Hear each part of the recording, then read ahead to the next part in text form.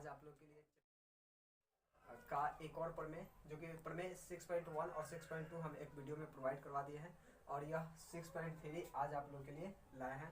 अच्छा कंसेप्ट है, आसानी से समझ में आ जाएगा आपको अगर ध्यान से देखिएगा तो। आई होप अगर आप थोड़ा सा मेहनत कीजिएगा तो हो जाएगा।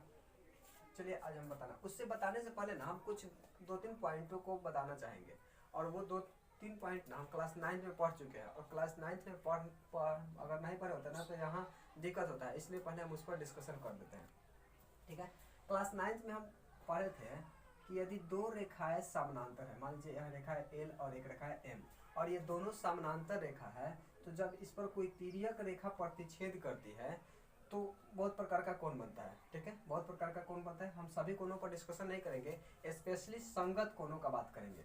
तो संगत जैसे ये वाला कोण इसका संगत है, जैसे एक्स वाई का संगत है, फिर आपका यह पी मान लीजिए इस क्यू के संगत है।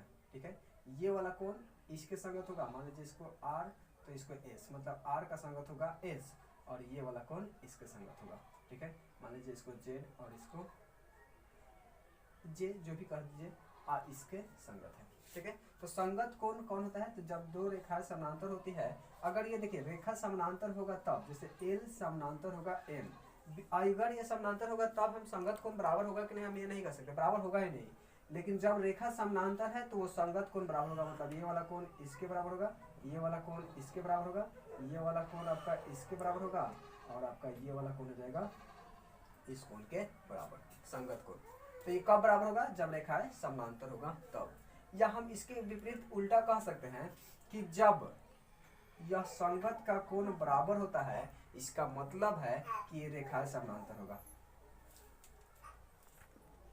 तो आपका ये याद रखिएगा कि अगर संगत कोण बराबर है इसका मतलब वो जो रेखाएं होगा वो समानांतर होगा, अगर वो रेखाएं समानांतर है तो संगत का कोण बराबर होगा। और यह दोनों का कंसेप्ट का हम यूज करेंगे यहाँ इस प्रमेय को सिद्ध करने में। और ये बहुत आसान प्रमेय होता है, केवल आप ध्यान से देखिएगा, हम विश्वास दिलाते हैं कि आपको ये समझ में आएगा। चलिए स्टार्ट करते हैं। हम थोड़ा समय बचाने के लिए ना ये इसको लिख करके रखें, आपको समझा करके हम आसानी से समझा देंगे। चलिए सबसे पहले ये कथन है प्रमेय 6.3 चैप्टर नंबर 6 का, ये प्रमेय 6.3 है। कथन क्या है? तो यदि दो त्रिभुजों में संगत कोण बराबर हो तो उनकी संगत भुजाएं एक ही अनुपात में होती है। ये दो त्रिभुज, चलिए हम इसको मिटाते हैं अभी, अब ये रचना में है। ठीक है, हाँ आपको समझाते हैं।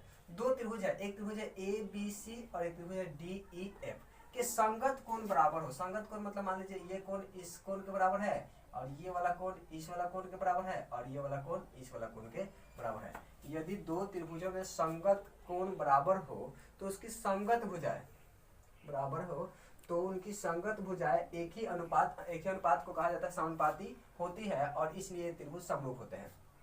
ठीक है, तो ये संगत कोण बराबर है तो इसकी भुजाएं जो होगा एक ही अनुपात में होगा, मतलब ए बी बटा डी ई फिर ए सी बटा डी एफ और बी सी बटा ई एफ का अनुपात बराबर होगा। ए बी बटा डी ई बराबर ए सी बटा डी एफ बराबर बी सी बटा ई एफ। अच्छा, उसके बाद भी बोला है और इसलिए ये त्रिभुज समरूप है, मतलब हमको यहाँ समरूप भी दिखाना है। ठीक है, दो करने लिए 1 नंबर और ये 2 नंबर, मतलब त्रिभुज ए बी सी समरूप दिखाना है। त्रिभुज समरूप का फॉर्मूला सिंबल ये होता है, समरूप त्रिभुज डी ई एफ ये दिखाना है 2 नंबर में। ठीक है, ये थोड़ा सा ध्यान दीजिएगा, हमको 2 दिखाना है, एक इसकी भुजाएं समानुपाती दिखाना है और यह समरूप दिखाना है।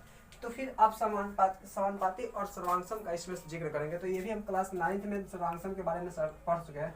सर्वांगसम की 4 शर्तें, एस एस एस मतलब भुजा भुजा भुजा, साइड साइड साइड, फिर S A S side angle side और एस ए एस ए कोण भुजा कोण, एंगल साइड एंगल, और एक होता है R H S right angle triangle hypotenuse side.